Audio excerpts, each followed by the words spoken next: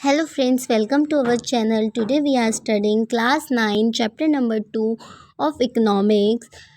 Chapter number 2 का नाम है people as resources. So let's start. Human beings जो है वो परफॉर्म करते हैं बहुत सारी एक्टिविटीज़ जिन्हें हमने ग्रुप किया है इकोनॉमिक और नॉन इकोनॉमिक एक्टिविटीज़ में। इकोनॉमिक एक्टिविटीज़ वो एक्टिविटीज़ होती हैं जो मैन करता है, मॉनेटरी गेन और सेटिस्फाई करता है अपने wants.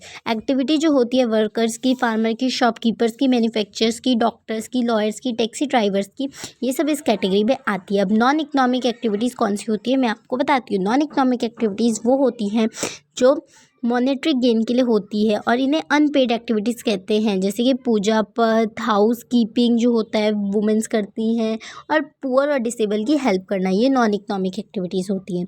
Classification of economic activity, बहुत सारी इकोनॉमिक एक्टिविटी को क्लासीफाई किया गया है 3 सेक्टर्स में, प्राइमरी सेक्टर, सेकेंडरी सेक्टर और टर्शियरी सेक्टर। अब हम ये समझते हैं प्राइमरी, सेकेंडरी और टर्शियरी सेक्टर होता क्या है।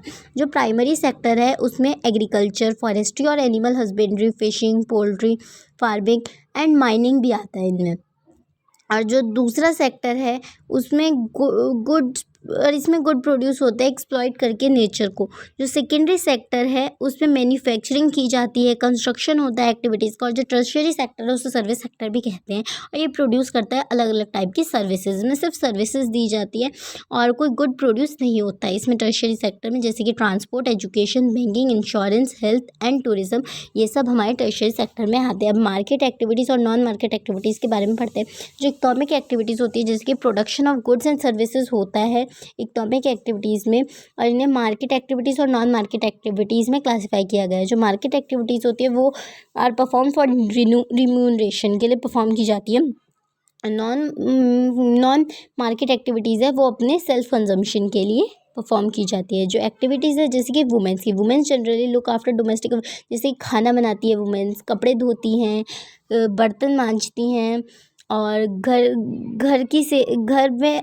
में का काम करती हैं, और अपने बच्चों को संभालती हैं। तो ये सब नॉन इकोनॉमिक एक्टिविटीज़ में आता है। और ह्यूमन कैपिटल के बारे में पढ़ते हैं। ह्यूमन कैपिटल जो है वो स्टॉक है, स्किल है और प्रोडक्टिव नॉलेज है जो ह्यूमन बींग्स में होती है। पॉपुलेशन जो है ह्यूमन बींग्स की वो ह्यूमन कैपिटल बनती जा रही है जब उन्हें बेटर एजुकेशन, ट्रेनिंग और हेल्थ केयर फैसिलिटीज़ प्रोवाइड की जाएंगी। पीपल जो है पीपल एज अ रिसोर्स ये एक वे है रेफरिंग द कंट्री के वर्क फोर्स को in terms of their existing skills और एबिलिटीज़ जो उनमें है।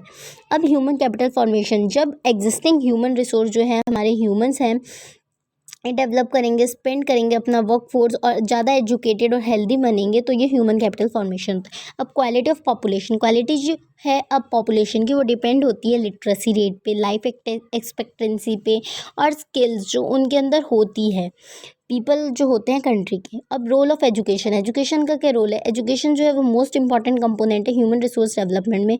इसका जो कंट्रीब्यूशन है, ग्रोथ जो है उसकी सोसाइटी की, गवर्नमेंट का एक्सपेंडिचर जो है एजुकेशन पे जीडीपी का वो 0.64% था 1951 टू 52 में, और अब वो बढ़कर 3.98% हो गया है 2002 से 2003 में। अवर जो हमारा जो नेशनल गोल है वो है 6% ऑफ जीडीपी। अब जो हेल्थ है, हेल्थ के बारे में बात कर लेते हैं। हेल्थ जो है ये भी एक इंपॉर्टेंट कंपोनेंट है ह्यूमन रिसोर्स डेवलपमेंट का। एफिशिएंसी जो है वर्कर्स की लार्जली डिपेंड होती है उनकी हेल्थ पर। अगर उनकी हेल्थ सही रहेगी तो वो बहुत सारा काम कर पाएंगे।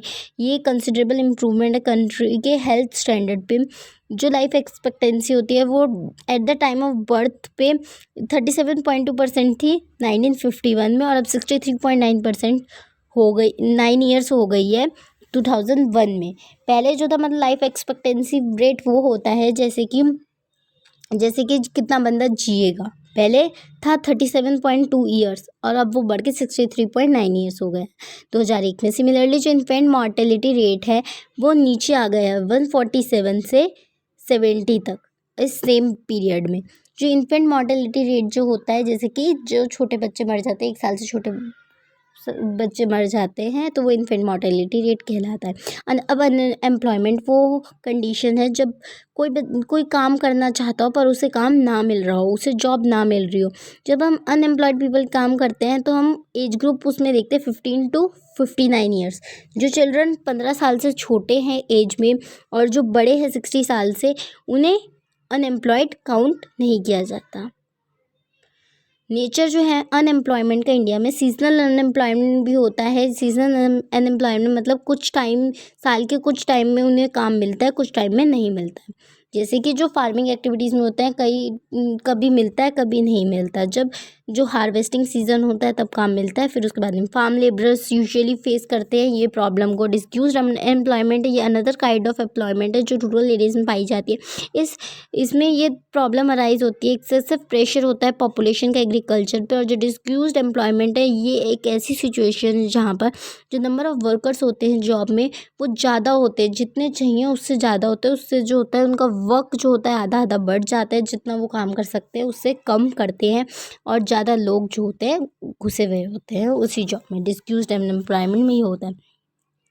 और जो है एक्स्ट्रा नंबर ऑफ़ वर्कर्स, वो होते हैं डिस्क्यूज्डली अनएम्प्लॉयड। ठीक है। कॉन्सिक्वेंसेस ऑफ अनएम्प्लॉयमेंट के क्या कॉन्सिक्वेंसेस? अनएम्प्लॉयमेंट से वेस्टेज होता है मैन पावर का। मैन पावर मतलब उनके पास मतलब वो काम कर सकते हैं पर उन्हें काम नहीं मिल रहा है। अनएम्प्लॉयमेंट जो है वो इंक्रीज़ करती है इकोनॉमिक ओवरलोड, जो है डिपेंडेंट होना अनएम्प्लॉयड पॉपुलेशन का वर्किंग पॉपुलेशन पे। और अनएम्प्लॉयमेंट की वजह से इंक्रीज़ होता है सोशल अनरेस्ट और टेंशन होती हैं। That's all for this chapter. Like, share and subscribe. Thanks for watching.